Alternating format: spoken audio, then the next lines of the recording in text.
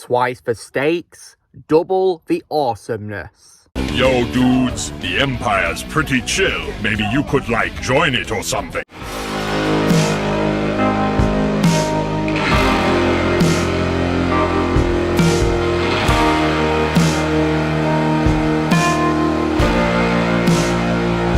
Hey everyone, Lucamus Prime here. So it is time for another special movie review today, and in today's video, guys, I'm going to be reviewing a new movie that came out today, guys, and this actually isn't going to be for the film that I saw at cinema, because this is a film that got released onto the streaming service Netflix. So this is the first, Netflix released film of this year that I'm going to be doing a review of.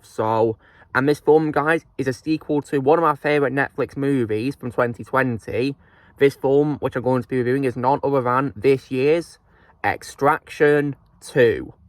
So, now when it comes to this film, guys, so how was this movie made? So, following on from the successful release of the first film on Netflix in April 2020, one of the producers, which is Joe Russo, had been hired to write a sequel to the film, with the director Sam Hargrave returning to direct and Chris Hemsworth returning as the main character Tyler Rake.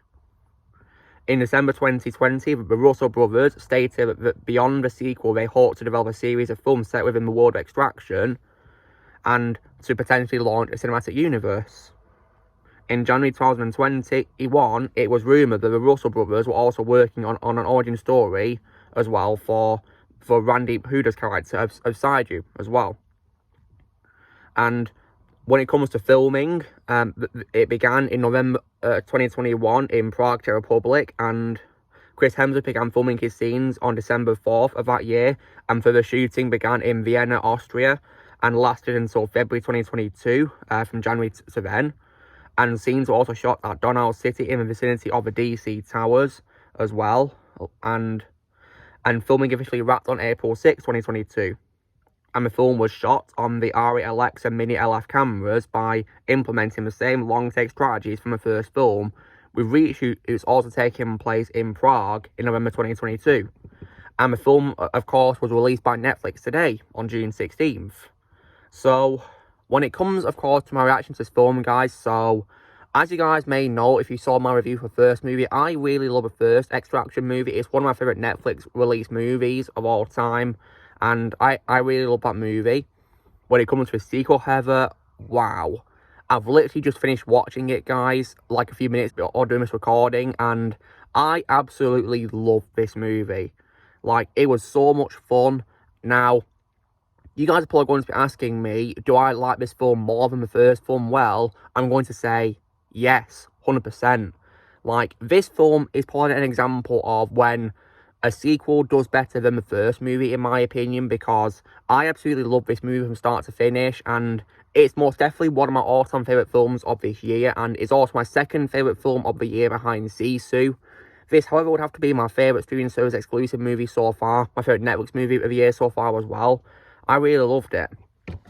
So, when it comes to, of course, this film's plot, so I'm going to be talking spoilers, guys, when talking about it. So if you guys have not seen it, I'd highly recommend it strongly. So if you have Netflix, I'd recommend to see this before you see the review. So if you've not seen the first one, that's also on Netflix too. So please watch both of them and then watch my reviews so you don't get spoiled. Yes, so I'm going to give a countdown from 5 to 0. So 5, 4, 3, 2, 1, 0. Okay, so what is this film about? So in terms of a quick summary then, so after barely surviving his grievous wounds from his mission in Dhaka, Bangladesh in the first movie, Tyler Rake is back, and his team is ready to take on their next mission.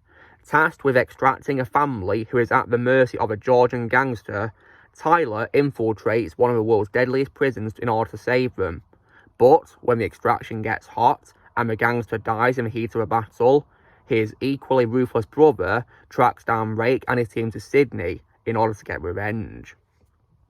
So, this film was definitely really great, guys, and so when it comes to performances, Chris Hemsworth was really amazing, once again reprising his role as Tyler Rake, and as I said on my review for the first movie, Tyler Rake is my second favourite role of his after Thor in the Marvel Cinematic Universe, and in this film, he gave a really amazing performance once again. Really great job. And yeah, Chris Hemsworth is absolutely awesome.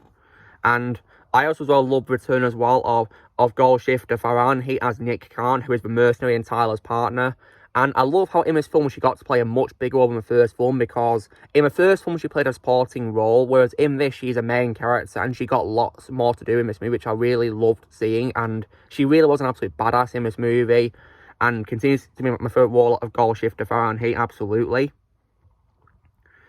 And I also like return as well of Adam Besser as Yaz Khan, who's a member of Nick's crew as well. And he was great as well once again. And when it comes to other supporting characters as well in this, the actors who play the family who have been extracted were good in their roles too as well. And when it comes to Yaz in this film as well, unfortunately, during an escape in a helicopter, he does get shot, and there's a very sad scene, of course, where he dies from his wound in the helicopter, which is very sad. And but was acted so well by the cast and what executive, I will say, but yeah, it was definitely a very sad scene, nonetheless. I also, as well, I loved Daniel Bernhardt as Constantine as well in this. And Daniel Bernhardt is a very good stuntman, guys. And in this film, he definitely showed lots of great skills in this. He does a great job of his stunts. And the film is just so much fun. And just like the first film, it has a non-stop action, which is a lot of fun to watch. And when I say that this film has high stakes, one example of that is probably that, in my opinion, it's darker than the first film, because this film really does not hold back on the graphicness at all, and that's a good thing in my opinion, because in the fight scenes, especially in the prison escape fight, like, wow, it gets really dark so quickly, and it's brilliant in my opinion. Just absolutely wonderful to see how much they improved as well. Like, it was brilliant. So, I definitely absolutely love this movie, and the story itself is also great too, and like I said on my first movie review, guys, I can personally accept the absence of Orvi from this film, the kid who got extracted from the first film, because when you think about it, guys, his story is complete because he was successfully extracted in the first movie, you know, mission complete. So yeah, I can see why he's not in this sequel, because yeah, guys, in case you're wondering, he's not in this sequel. And in my opinion, that makes sense because his story was complete in the first movie. And I think the film also did a really good job explaining how Tyler survived, of course, getting shot in the neck at the end of the first film. But if you guys have seen the trailers, you'll be aware, of course, that he's able to swim out, and then he gets swept onto the shore, and he gets found by people in Dhaka, and he gets airlifted to hospital. So yeah, he thankfully survived, and yeah, and continues to be a great character with great development, and we got to know more about his family as well. We're going to introduce to his ex-wife, Mia, as well, who was played by Olga Kurylenko. She gave a good performance in this movie, in her supporting role. And I definitely think it was a very good idea that the stakes are higher, because this time, the people who he's extracting is his ex-wife's sister and her children. So that definitely, in my opinion, helps the stakes be a lot higher in this. And when it comes to a film's villain, I definitely really love Zurab, who is played by Tornikot Ogrikiani. I think he was definitely a great villain in my opinion, and one who wants revenge for the death of his brother, of course. And he definitely plays part really well, and you can tell how much he's gunning for Tyler, of course. And I think he was definitely a great adversary to him in this, and was just a lot of fun to watch, and was very well written too. Yeah, this film is just absolutely awesome from start to finish, and the fight scenes are just epic and non-stop, and the film didn't get boring either, in my opinion. Even the scenes where there's not really, you know, action, it's just kind of talking, in my opinion, are good. You know, they're well acted, and you can feel tension as well in them too. Like, such as, of course, the whole story of you know, how Tyler and his family broke up, and now how he's no longer with them and all that. So, in my opinion, this film is just absolutely fantastic, and is most definitely one of my favourite films of this year that I've seen. So, if you guys have not seen it, I'd recommend it. And the final fight is also really powerful as well, and epic to watch as well. And we even got a pretty amazing appearance as well by Idris Elba in a sporting role of a character who's called Alcott. And he was definitely really good in his scenes where he's hiring Tyler on his mission.